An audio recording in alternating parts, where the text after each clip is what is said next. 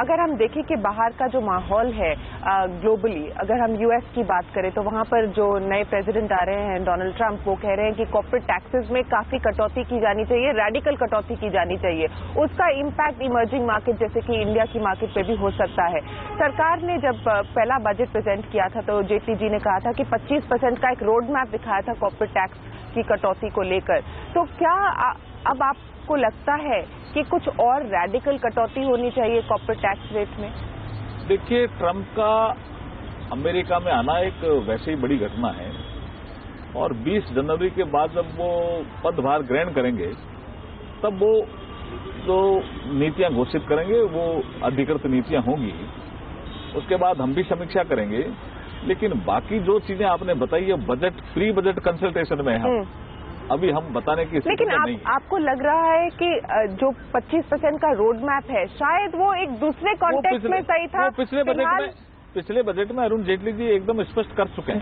जी, लेकिन अगर अब आप ग्लोबली जो है जो रीसेट चल रहा है उसके वो भी हमारा प्री बजट कंसल्टेशन में आएगा। वो भी हमारा प्री बजट कंसल्टेशन का हिस्सा है। हम बजट के बनाने की प्रक्रिया में आ गए ना। तो लेकिन आपको लगता है कि कुछ ऐसा रेडिकल कुछ मूव देखना पड़ेगा?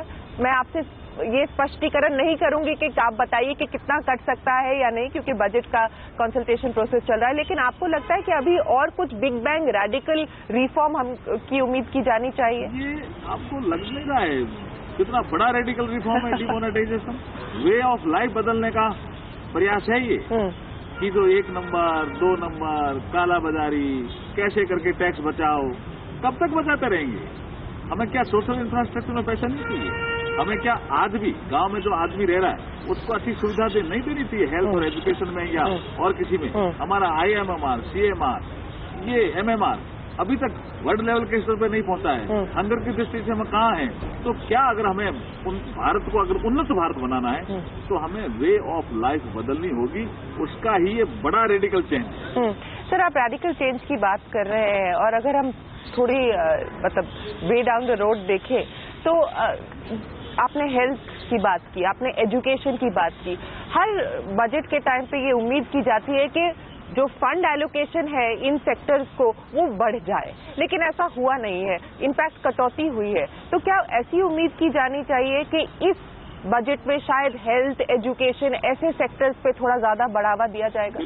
बिल्कुल उम्मीद की जानी चाहिए, क्योंकि देखिए कोठारी कमीशन आया शिक्षा तब से लेकर के लगातार कह रहा है कि जो एजुकेशन का बजट है टोटल GDP का 6% होना चाहिए। हम नहीं वहां तक पहुंच पाए। हमारा एग्रीकल्चर डेवलपमेंट हम 1922 से जो हमारे प्लानर हैं, हमारे जो नीतिकार हैं कह रहे हैं कि 4% एग्रीकल्चर में ग्रोथ होनी चाहिए, हम नहीं कर पाए ना। ये बड़े हमारे यार्ड स्टिक ऐसे हर सेक्टर में हैं जो हमारे नीति निर्माताओं ने, संविधान निर्माताओं ने इवन ये यार्ड स्टिक तय की, क्यों नहीं पहुंच पाए, क्यों नहीं हम उसको टारगेट पर अचीव कर पाए? क्योंकि हमारी वे ऑफ लाइफ डिफरेंट थी। उसको ही ठीक करना चाहिए। मैं जैसे मैंने पहले कहा कि हमारा राज्यों का और केंद्र का टोटल हम टैक्स कलेक्शन देखते हैं GDP का तो 16.5% आता है। ये क्या ऐसा चलेगा क्या देश में? इसलिए इसको चेंज करने की जरूरत है। सर, पॉलिटिकली किस प्रकार की आप इस डिमोनेटाइजेशन से बेनिफिट देखते हैं भारतीय जनता पार्टी के लिए? यूपी के इलेक्शन आ रहे हैं, पंजाब के इलेक्शन आ रहे हैं, किस प्रकार की उम्मीद की जा रही है भारतीय जनता पार्टी में? राजनीति को सामने रख करके भारतीय जनता पार्टी कोई निर्णय नहीं करती है।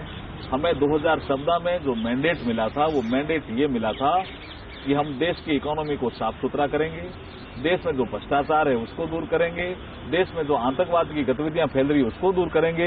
ये जो हमने प्रयास किया है वो उस दिशा की ओर है। जो हमारा एक नारा है उन्नत भारत, समृद्ध भारत, हम विकसित राष्ट्र कब बनेंगे? और विकसित राष्ट्र बनने की पूरी संभावना है भारत में। इंडियन इकोनॉमी की साइज बहुत बड़ी है लेकिन काउंट नहीं होती है। जब काउंट नहीं होती है तो वही हम चाहते हैं काउंट हो। इसलिए हमने डिजिटल ट्रांजैक्शन का बड़ा एक मुंह हाथ में लिया है। और आपने देखा होगा कि 25 दिसंबर से लेकर के 14 अप्रैल तक लक्की ड्रॉ का जो कार्यक्रम है इसमें कितने लोग जुड़ेंगे? कल्पना नहीं, कितने लोग जुड़ेंगे? ये तो ड्रॉ है डेली 15,000 का, तो लेकिन जुड़ेंगे कितने लोग? इससे देश, मुझे लगता है कि जो मोदी जी ने नारा दिया है कि मेरा देश बदल रहा है, मेरा देश आगे बढ़ रहा है, सर, आगे बढ़ने की बात करें तो जीएसटी से भी काफी उम्मीदें थी कि शायद विंटर सेशन में पारित हो जाए बिल, लेकिन वो नहीं हुआ। अब शायद बजट सेशन की उम्मीद की जा रही है। तो 1 अप्रैल का जो टाइमलाइन है वो अब लगता है कि 1 अप्रैल नहीं हो पाएगा। सितंबर तक आपके पास कॉन्स्टिट्यूशनल टाइम है जीएसटी को पार करने के लिए। आपको क्या लगता है कि अब 1 जुलाई पर उम्मीदें टिकानी चाहिए? देखिए, अभी भी हम तो 1 अप्रैल टारगेट लेके चल रहे हैं, और किसी कारण से 1 अप्रैल नहीं हुआ तो जुलाई हो जाएगा, क्योंकि एक क्वार्टर देख लेंगे जी। और उसके बाद 16 सितंबर के बाद राज्य और केंद्र दोनों ही टैक्स वसूलने का अधिकार ही खो देंगे। तो हमारे पास लास्ट डेट क्या है? 16 सितंबर। इसका मतलब 2017 इस देश में इकोनॉमिक रिफॉर्म का एक बड़ा पड़ाव। तो 1 जुलाई आपको लगता है कि अगर 1 अप्रैल मिस हो गया तो 1 जुलाई? यस, अभी हम 1 अप्रैल ही लेके चल रहे हैं।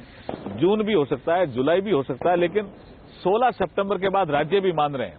इसलिए हर राज्य जो भी अपना बजट सेशन आएगा वो उसमें इसको जीएसटी, स्टेट जीएसटी पास करेगा, ऐसी संभावना पूरी बन रही है।